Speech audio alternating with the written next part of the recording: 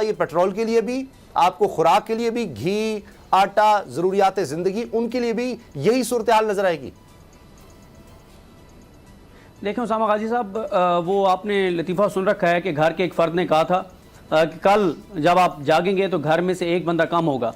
تو رات کو وہ فرد چلا گیا، گھر سے بھاگ گیا. تو اگلے دن جب سب بیٹھ کے کھانا کھا رہے تھے، انہوں نے کہا جو بھی ہے تھا وہ اللہ والا، اس نے کل ہی بتا دیا تھا کہ گھر میں سے آج ایک بندہ کم ہو جائے گا. تو اب آپ کریڈٹ دیں وزیر دفاع خواجہ آصف صاحب کو کہ آج جو پاکستان میں ہو رہا ہے، آج سے 16-17 دن پہلے خواجہ آصف صاحب نے یہ بتا دیا تھا. اگر وہ سوٹ چلا دیں تو آپ کو اندازہ ہو جائے گا کہ انہوں نے کیا بتایا تھا. جی ہمارے پاس جو ہے امپورٹ کرنے کے لیے پیسے نہیں ہیں. اگر بلیک آؤٹ ہو جائے گا، سارے پاکستان میں بلیک آؤٹ ہو جائے گا، ہمیں اس کی پولیٹیکل کاسٹ بھی بیئر کر. جی بلیک آؤٹ اور پولیٹیکل کاسٹ. جی صدیق. یہ جی خواجہ آصف صاحب نے آج سے 16-17 دن پہلے بتا دیا تھا کہ پورا ملک اندھیروں میں ڈوب جائے گا، بلیک آؤٹ ہوگا، یہ انہوں نے بتا دیا تھا. لیکن جب تحریک انصاف کے دور میں بلیک آؤٹ ہوا تھا تو اس پہ جو وزیر جو آج کل بڑی عام وزارت پہ وزیر صاحب ہیں، انہوں نے اس وقت تحریک انصاف کے اس بریک ڈاؤن کے بارے میں کیا کہا تھا، وہ بھی ذرا سن لیں. بجلی کے بدترین شٹ ڈاؤن نے ایک بار پھر ثابت کر دیا ہے کہ یہ حکومت نالائق ہے، نااہل ہے اور ان کے پاس ملک چلانے کی. جی صدیق، یہ بھی دیکھ لیا ہم نے. یہ بالکل تو بات یہ ہے کہ اس وقت یہ کہتے تھے کہ وہ نااہل ہیں. بات یہ ہے کہ وہ تو نااہل تھے، وہ تو نا تجربہ کار تھے. یہ بات تو ہمیں بتائی گئی تھی کہ ہم اس لیے شہباز شریف کو لے کے آ رہے ہیں کہ وہ سب سے بہترین ایڈمنسٹریٹر ہیں، وہ زبردست ایڈمنسٹریٹر ہیں. جیسے انہوں نے پنجاب سپیڈ کا ان کو خود ہی انہوں نے ایک لقب بنا کے دے دیا تھا کہ پنجاب سپیڈ ان کو چائنا نے کہا، تو انہوں نے کہا یہ پاکستان سپیڈ بنا دیں گے.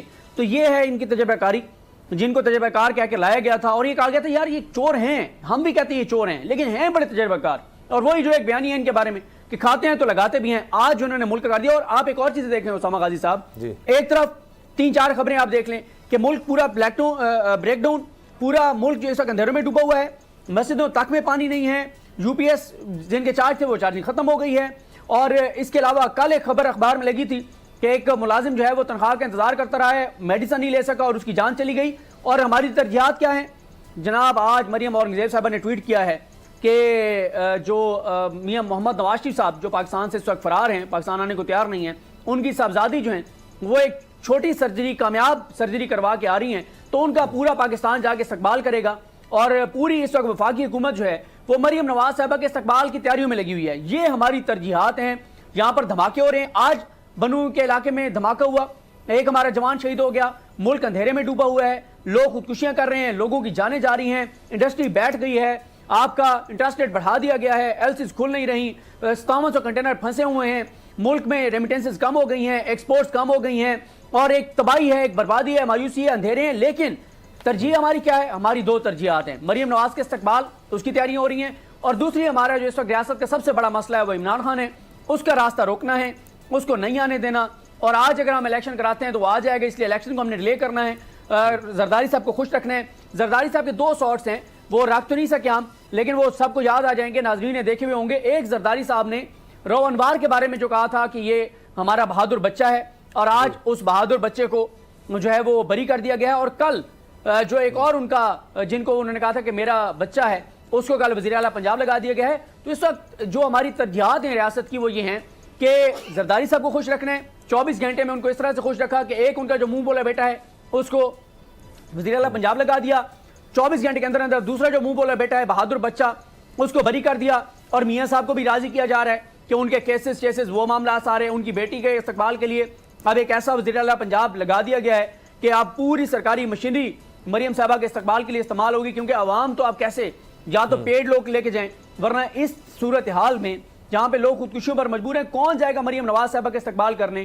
پچھلے 11 ماہ میں نون لیگ حکومت نے کوئی ایک طبقہ ایسا جس کو ریلیف دیا ہو کہ وہ خوش ہو کے جائیں استقبال کرنے کے لیے. تو اب یہ سرکاری وسائل استعمال ہوں گے. حکومت پوری لگی ہوئی ہے مریم صاحبہ کے استقبال میں. اور مسئلہ ہمارا ریاست کے اس وقت عمران خان ہے، اور کوئی مسئلہ نہیں ہے. بے روزگاری بڑھتی ہے، بڑھ جائے، کیونکہ جو ہماری اشرافیہ ہے ان کا یہ مسئلہ نہیں ہے کہ ان کو لائنوں میں لگ کے آٹا لینا پڑے.